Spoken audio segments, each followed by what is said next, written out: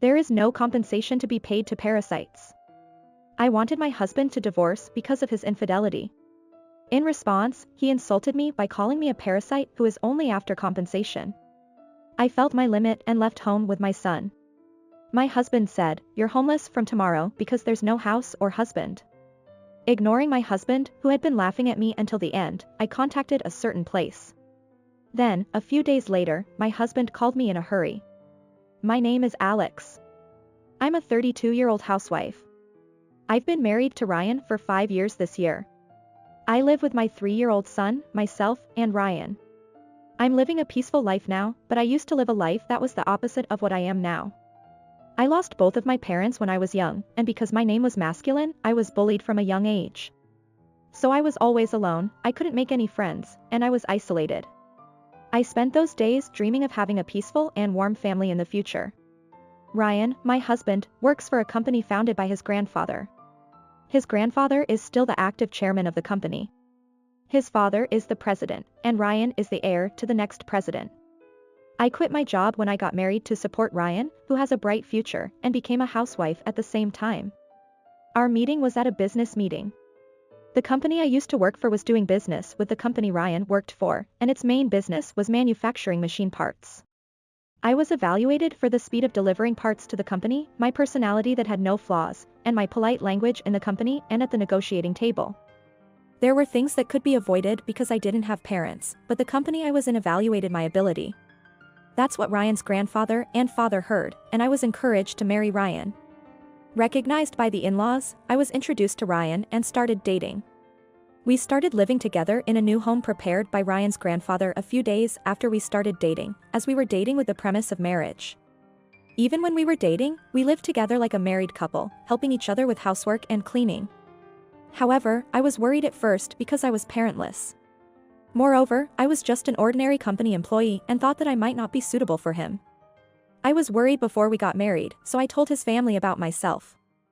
I don't have parents. So I've always been an enemy of many people since I was a child. Is it okay for someone like me? When I asked, his grandfather and father told me kindly with a smile. It doesn't matter if you don't have parents. Alex, you've worked so hard. You don't have to worry about anything. For me, Alex is like a daughter, so you can rely on me anytime. His grandfather, father, and others treated me like a real family member. For me, who thought I would be alone for the rest of my life, there was no greater fortune than this, and I thought I could spend the rest of my life happily with Ryan, who is a member of such a kind family.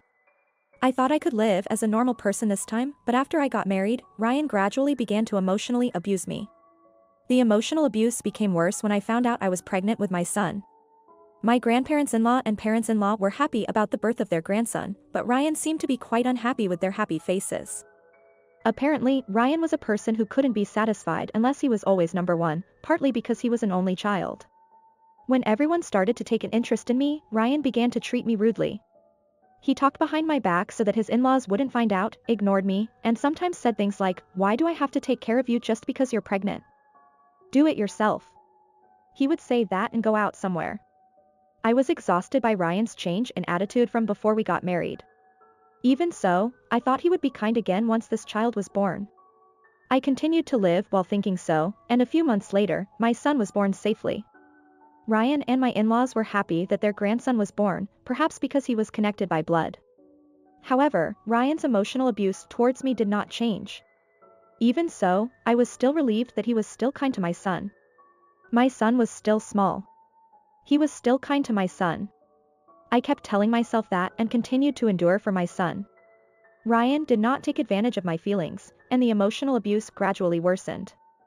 In the cold winter, I was made to go shopping in thin clothes, and I was made to spill food on the floor and redo it.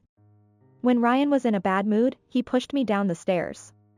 It was lucky that I only sprained my ankle because it was only about 4 or 5 steps from the bottom.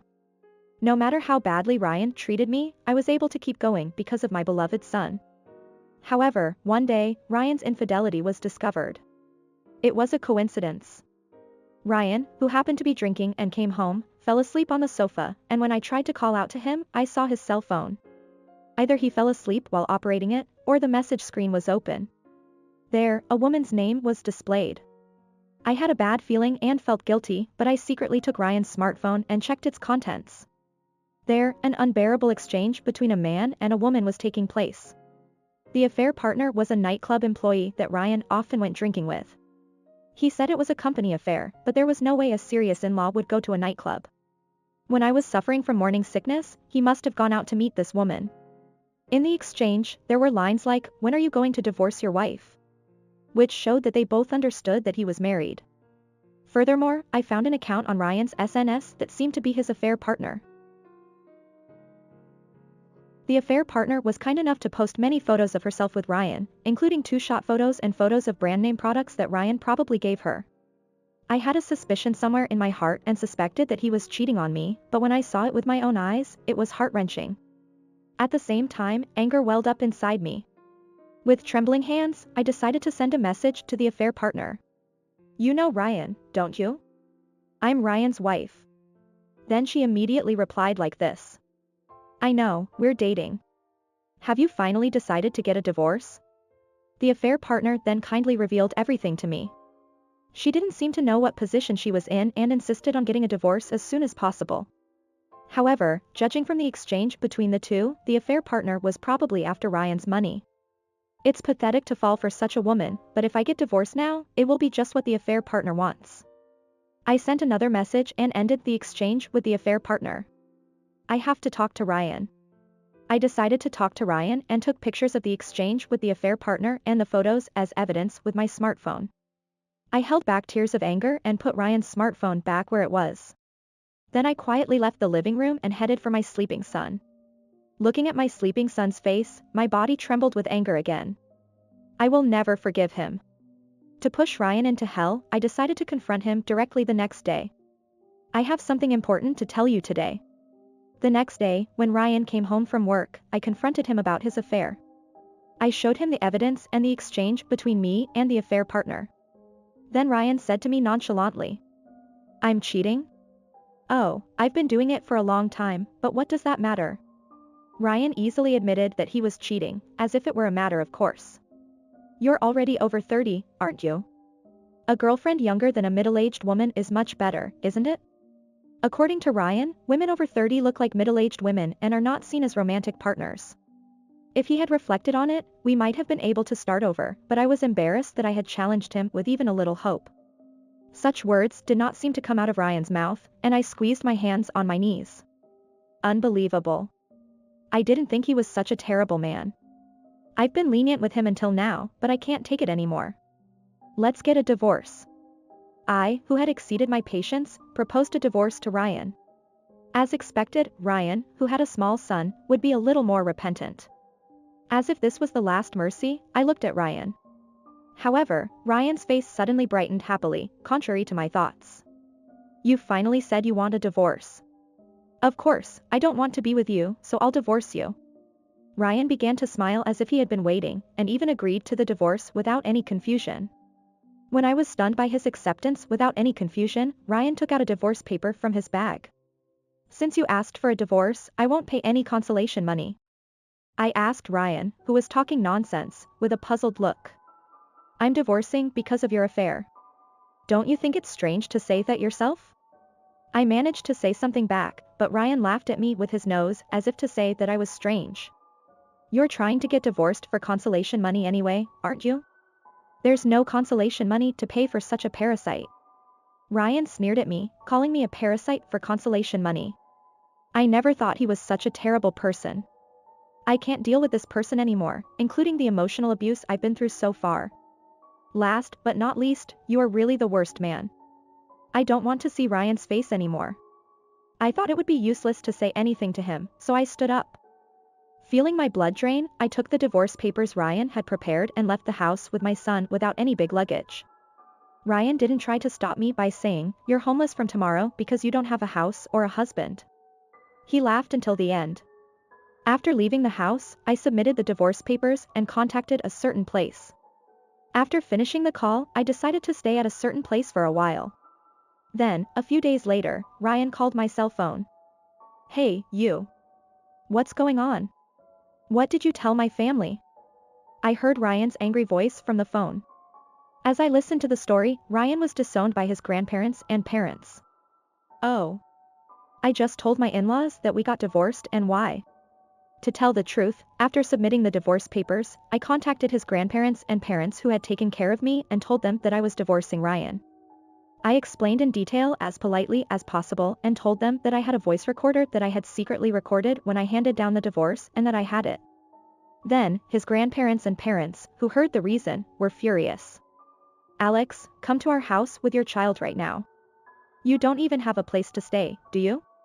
I took advantage of the kind words of his grandfather and decided to stay at his family's house for a while with my son. I cried in front of them. While staying at his family's house, I showed them the voice recorder and photos of the exchange with the affair partner to make sure that Ryan couldn't escape from it. My in-laws had been making a demon-like expression since I came, and they declared that they would thoroughly crush and disinherit Ryan. Ryan, who didn't know anything about it, was making a fuss, saying, "Why do you believe in other people like you more than me, who are connected by blood?" However, the reason was simple. I had been regarded as a family by my ex-in-laws since before I got married, and I was trying to respond to that somehow. After getting married, I gained confidence and thought of my grandparents-in-law and in-laws as my real family.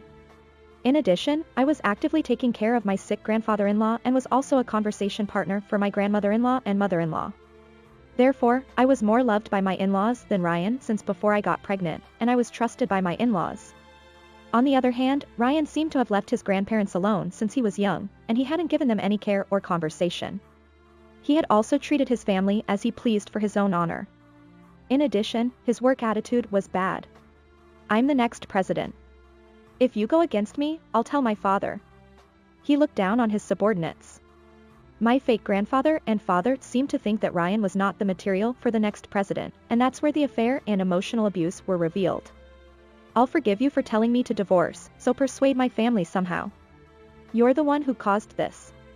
Even after this, Ryan continued to take an intimidating attitude.